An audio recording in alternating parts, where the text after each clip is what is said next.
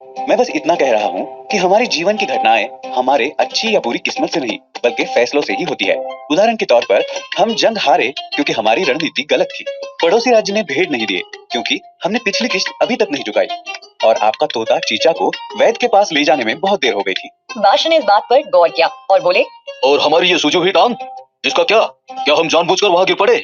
महाराज, आज आप वक्त से पहले ही उठ गए और पानी के लिए तड़प रहे थे। वे गरीब माली तो दंड की परवाह किए बिना आपकी सहायता करने आया था। फिर आपके पेट में गड़बड़ हो गई, जिसका कारण वो पानी नहीं बल्कि आपने कल रात को खाई हुई मुर्ग मसाला बिरयानी थी। फिर आप दौड़े और फर्श गीला होने के कारण से गिर पड़े। बीरबल की ये समझदारी वाली बात सुन दरबार के लोग सोच विचार में पड़ गए, परंतु शातिर मंत्री सहमत नहीं थे और मंत्री बोले, पर महाराज मनहूस कैसे हुए?